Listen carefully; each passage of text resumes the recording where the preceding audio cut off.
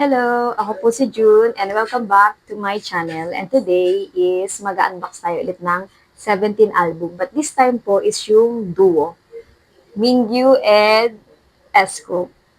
Let's go! Kararating na lang po kanina. Excited na me.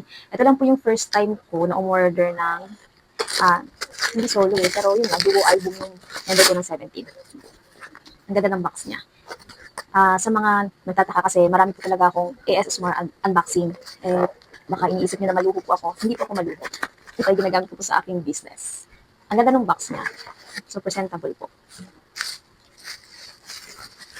Pinakabahan ako na. Ang cute! Ang cute niya! So, usually kasi sa mga binibili kong album, kung napapansin niyo rin sa vlog ko, lagi po siyang cover or carat version. Ibig sabihin, yun po yung parang pinakamura. Mura pa rin naman to, pero mas angat siya ng konti siguro sa carat version. Let's go. First mini album nila. Ay, so cute! I promise, so cute! Ay.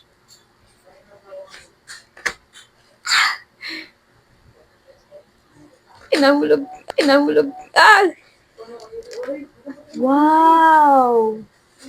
Pero bago tong photobook, ito muna tayo sa lyric book ata to. Ay, hindi ko alam. Ngayon lang ako nakapagbukas ng ganito. Pero parang sticker siya. Sticker ba to? Ito siguro. Ito yung CD. Ah, ang cute! Ang gwapo na Esco. Hello, ang bata niya dito. Ang cute naman ito. Saan natin isasalpak to? Siguro meron kasing DVD player na pang ganito. Ito yung lyric book. Ay. No way! Hello! Ba't may pagganto? Unexpected. Ang gwapo nila pareho. Pero bago tayo dun sa photo cards, ito muna tayo. Tara! Ang gwapo na Escope sa akin ni Mingyu. Actually, gusto ko siya ipakita sa inyo lahat. Kasi baka maubos yung inyong oras. Ganyan siya. Bali photobook siya sa una. Tapos planner siya. Ay, planner ba to? Hello, ang bait talaga nitong dalawang bebe ko. Ayun na tayo nag-aksaya ng pera. Charis! Oh my gosh! Okay, dito na tayo sa photo card. Actually, hindi ko alam eh. Kasi pareho naman silang bias wrecker. Kaya kahit sino pwede. Gusto ko kayo muna makakita. 1, 2, 3. Ang pugi. Oh, si Daddy Chol. Ayun siya.